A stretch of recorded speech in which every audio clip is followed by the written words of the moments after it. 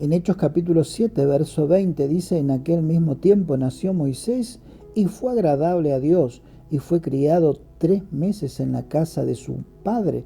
Pero siendo expuesto a muerte, la hija de Faraón le recogió y le crió como a hijo suyo. Y fue enseñado Moisés en toda sabiduría de los egipcios, y era poderoso en sus palabras y obras.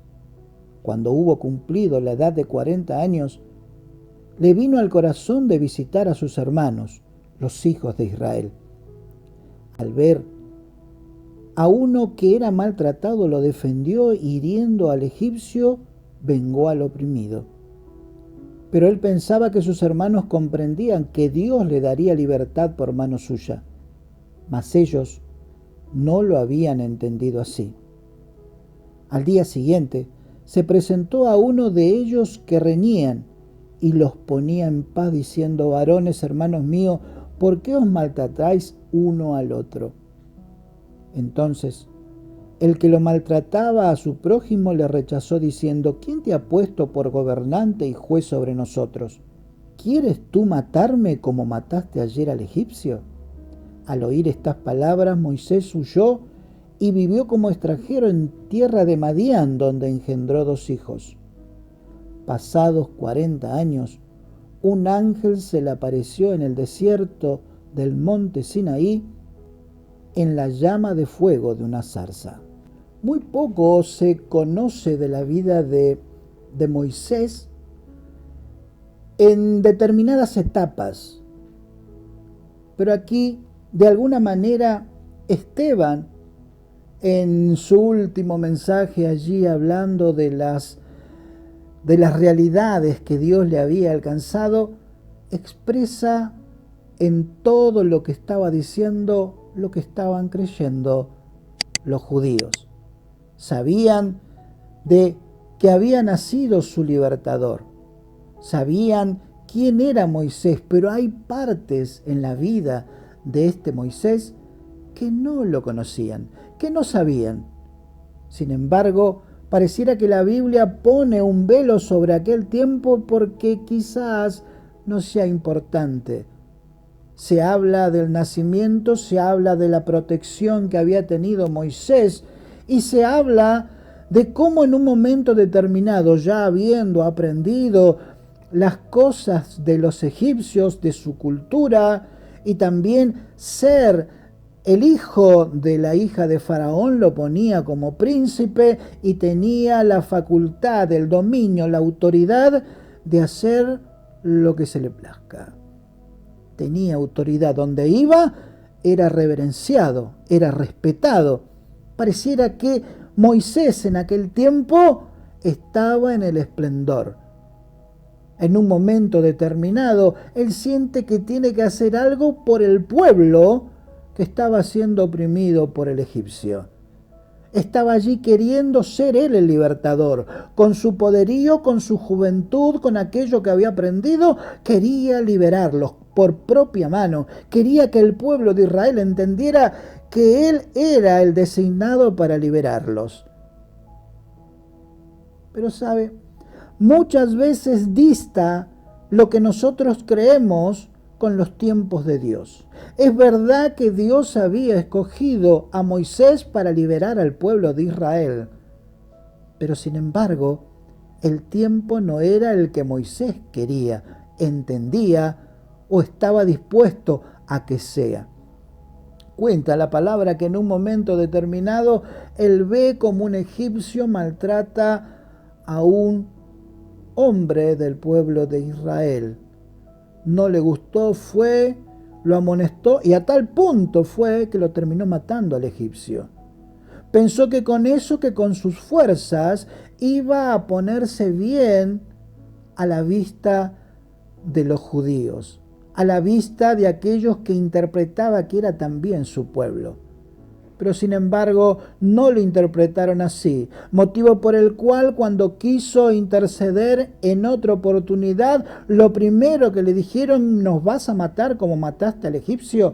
Esto trajo temor a Moisés, a tal punto que tuvo que ir dejando su posesión, dejando su lugar, dejando el palacio, dejando absolutamente todo para ir para salvar su vida.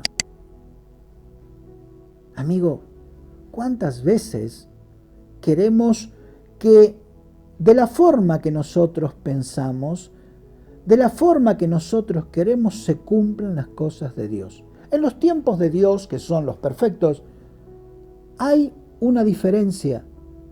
La palabra dice que nuestros caminos no son como los de Él, que los de Él son más altos, que los de Él son perfectos.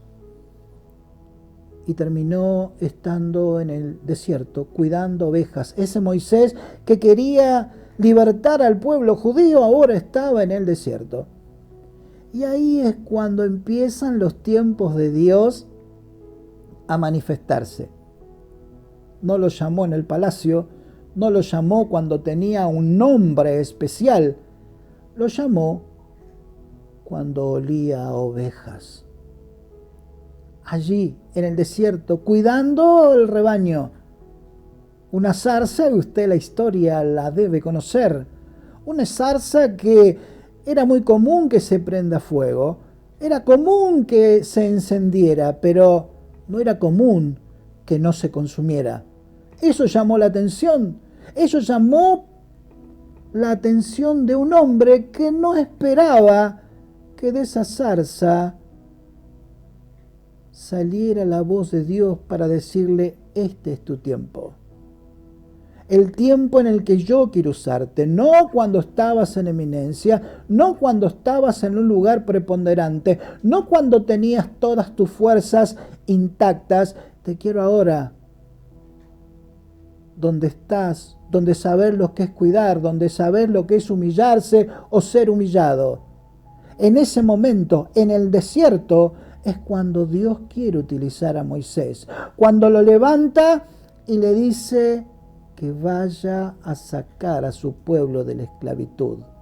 Después de 400 años, ni más ni menos, tenía que salir ese pueblo. Tenían que salir los esclavos de un imperio y no iba a ser fácil. Pero las cosas fáciles, ¿para qué necesitamos a Dios de las cosas fáciles? Dios es el Dios de los imposibles, de las cosas grandes y de las cosas chicas. Pero mire qué tarea le da Dios a Moisés. Ve y saca a ese pueblo oprimido. Moisés le dice: pero si me preguntan quién me manda, ¿qué les diré? Y ahí es cuando aparece esta interpelación, este diálogo entre Dios y Moisés. Diles que yo soy. Dile que Él te manda. Pero si no me creen, la realidad es que no importa a dónde vayas, sino con quién vas. Dios iba a ir con Moisés. Allí en el desierto donde te encuentras, quizás golpeado, quizás disminuido porque las cosas no salieron, Dios te invita a que vayas a hacer quizás cosas muy grandes. Pero así te quiere usar. Dios lo llamó cuando estaba en el desierto, cuando se sintió solo, cuando pensó que nada iba a cambiar. Dios le dice: a partir de este momento anda, que hay trabajo para tu vida. Toma fuerzas, porque una empresa gigante tengo para que hagas.